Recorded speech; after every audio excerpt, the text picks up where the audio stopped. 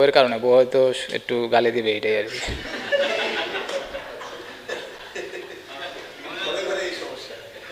না একটু ওই 5 মিনিট মানে আসার পরে 2-3 মিনিট একটু খারাপ লাগছিল আর কি। পরে আর আমার কাছে মানে সত্যি কথা 100 হচ্ছে আমার কাছে ইম্পর্টেন্ট হলো ডেইলি রান করাটা ইম্পর্টেন্ট, ডেইলি কন্ট্রিবিউশন করাটা ইম্পর্টেন্ট।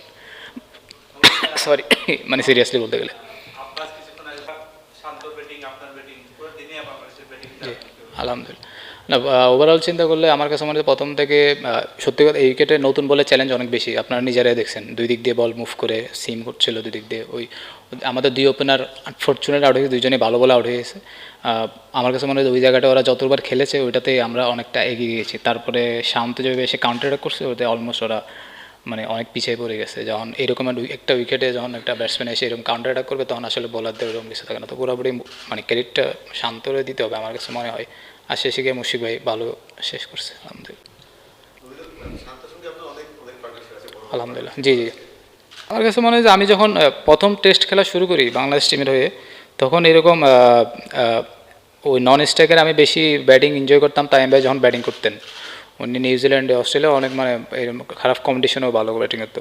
তো আমার কাছে মনে হয় যে শান্ত মোটামুটি এরকম যে আমার আমার চোখে দেখা সামনাসামনি শান্ত, আমার চোখে দেখা one of the best innings শান্তর লাইফে। জানি না ও কেবে রেট, কিন্তু আমার কাছে ওইভাবে রেট করি আমি ইনিংসটা।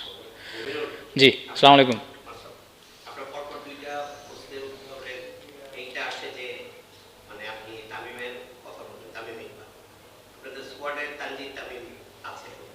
জি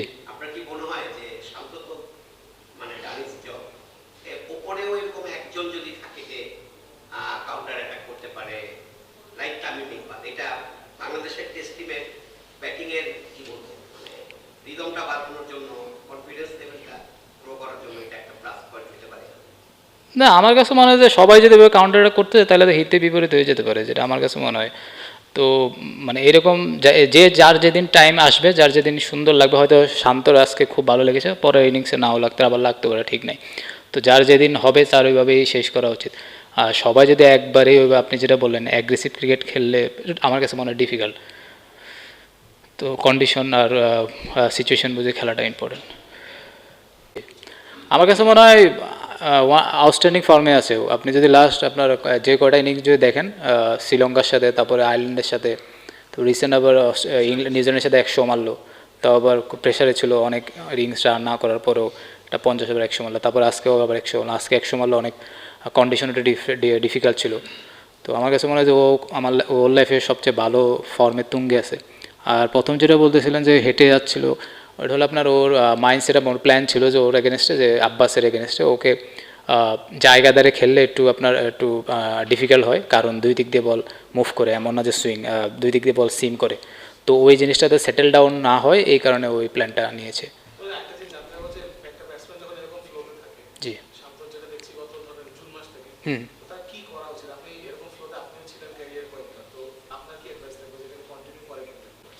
হ্যাঁ অবশ্যই আপনি যেভাবে বললেন অবশ্যই কন্টিনিউ করা উচিত।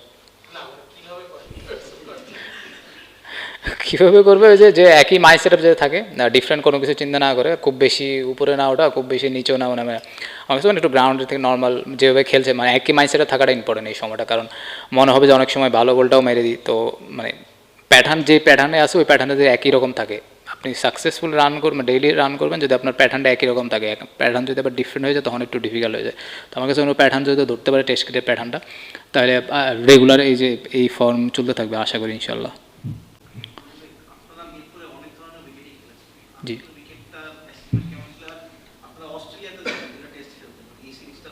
অস্ট্রেলিয়ার কথা আপাতত বাদ দেন, এটা বলেন, বলবেন এটার পরে বলেন। না ওইখানকারটা কেমন হবে, ওইখানে তো আমি জীবনে খেলিও না অস্ট্রেলিয়াতে, বলতে পারবো না ভাই। আমার কাছে মনে হয় যে এইখানে আপনার এই উইকেটে মানে এই উইকেটটা আপনার বোলারও ফেভার ছিল, ব্যাটসম্যানদেরও ফেভার ছিল। একটা মানে বল আপনার যদি নতুন বল অনেক বেশি চ্যালেঞ্জ থাকে, পুরান বল আপনি জায়গায় বল করলে আপনি দেখেন অনেক সময় অনেক অকওয়ার্ড বাউন্স হয়েছে। তো আপনার একটা জোনের ভিতর থাকলে আপনি রেগুলার পারফর্ম মানে ভালো ব্যাটিং করতে পারবেন, কিন্তু আপনি যদি খুব বেশি চিন্তা না করেন আর কি।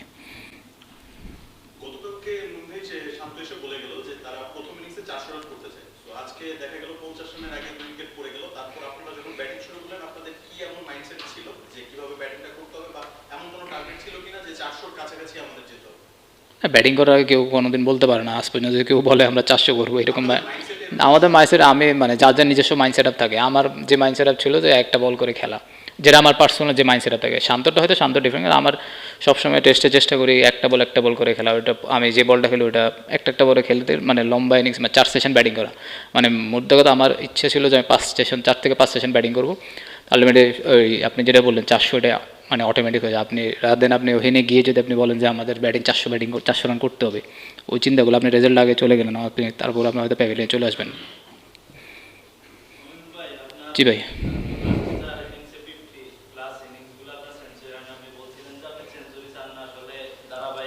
সেঞ্চুরি চাই, মানে সেঞ্চুরি সে কে না চাই।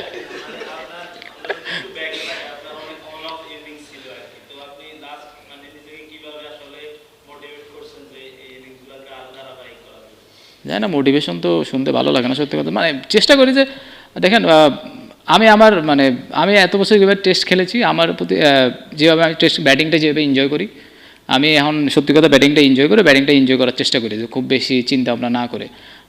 আর কীভাবে রান করতে হয় না হয় এটা মোটামুটি একটু জানা আছে, তো ওইভাবে খেলার চেষ্টা করি। আমি আমার ওয়েস্ট ইন্ডিয়া থাকার চেষ্টা করি, তো খুব বেশি মোটিভেশন যে আমার রেগুলার রান করতে, আমার যে প্ল্যান থাকে, যে রুটিনটা থাকে, ওইভাবে মেনটেন করলে হয় আমার আমার রান করার চান্স বেশি থাকে।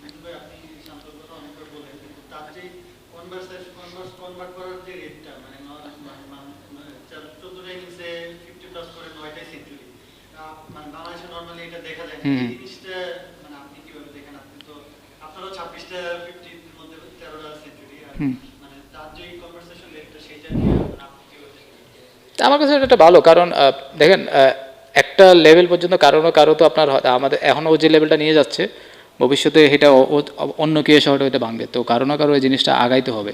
তো এর মাধ্যমে বোঝা যায় দেশের ক্রিকেটটা আস্তে আস্তে আস্তে আস্তে ধীরে ধীরে ইমপ্রুভ করছে। তো এমন না যে আপনি যেটা বললেন যে কনভার্সন রেট যেটা আগের চেয়ে যেটা ছিল তার চেয়ে একটু ইমপ্রুভ হচ্ছে, ওটা হয়তো আরও ইমপ্রুভ করবে, তো ওকে দেখে হয়তো আরেকজন ইমপ্রুভ করবে। তো আমার কাছে মনে হয় ওর ওই চাহিদা আছে, ওই ক্ষুধা আছে, ওই মানে টিমের জন্য করার চাহিদা, হয়তো ওয়ার্ল্ড বেস্ট হওয়ার ওই চাহিদা, ওই ইচ্ছা, তো এগুলো থাকলে আমার কাছে মনে হয় আরও অ্যাকশনটা ঠিক মতো নিলে এগুলো হয়।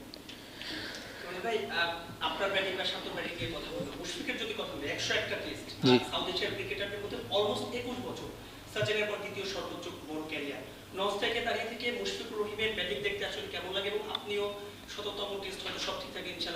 হ্যাঁ,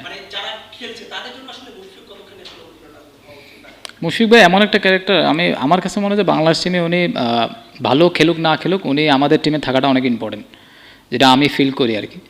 আর উনি থাকলে অ্যাজ এ ক্যাপ্টেন বলেন, টিমের অন্যান্য প্লেয়ার বলেন, অনেকের জন্য জিনিসটা ইজি হয়ে যায়, কারণ এত এক্সপিরিয়েন্স, বিশেষ করে টেস্টে এত এক্সপিরিয়েন্স, উনি প্রত্যেক সেশনে কী করতে হবে না করতে, অনেক ক্যাপ্টেনরে পুরা টিমে সবাইকে অনেক ভালোভাবে, যেটা বলেন যে আপনারা আগলিয়ে রাখা, আমব্রেলার মতো ওইভাবে করে রাখে। আর নন স্ট্রাইকে আপনি যেটা বললেন যে অবশ্যই ওনার ব্যাটিংটা তো খুব ভালো, একটা সবাই একটু ভরসা পায়, উনি যখন ব্যাটিং করে আমরা একটু রিল্যাক্স থাকি, যে না একটা আছে কিছু একটা স্তম্ভ, ইনশাল্লাহ খেলাটা একটা ভালো অবস্থায় নিয়ে যাবে।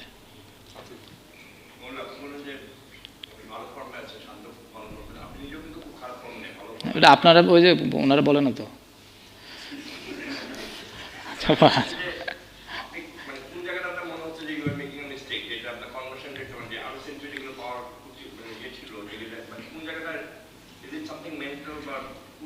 আমার হইতে পারে, আমার কাছে মনে মেন্টাল হইতে পারে, কিন্তু এখনও ধরতে পারি না, ইনশাল্লাহ ধরে ফেলবো। একটু আগে যেটা বললাম যে দেখেন, আমি যখন ব্যাটিংয়ে নামি আসলে সত্যি কথা আমি কোনো সময় মানে 100 করবো এই চিন্তাই করি না, হয়তো আমার আরেকটু চিন্তা করতে হবে, যেটা আমি যেটা চিন্তা করি আমার 4 সেশন 5 সেশন ব্যাটিং করতে হবে, তো ওইটাই হয়তো আরেকটু মনোযোগ দিয়ে করা লাগবে, যে আমার 5 সেশন ব্যাটিং করলে আমার 100-150 এরকম হয়ে যাবে, তো আরেকটু হয়তো ওই জায়গাটা একটু স্ট্রিক্ট থাকতে হবে আমার।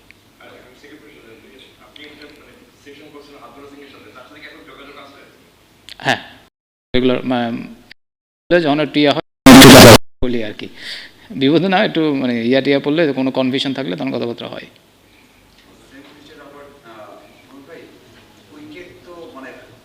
হ্যাঁ,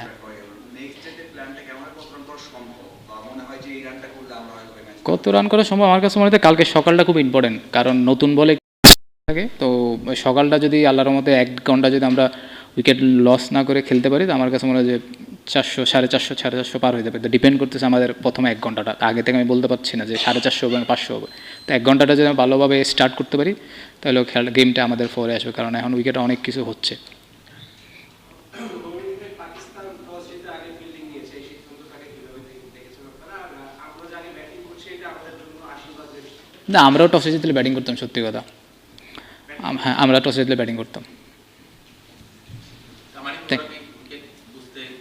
আমি জানি না, আমি অপোনেন্টের ওই ব্লেম দিতে পারি না। ও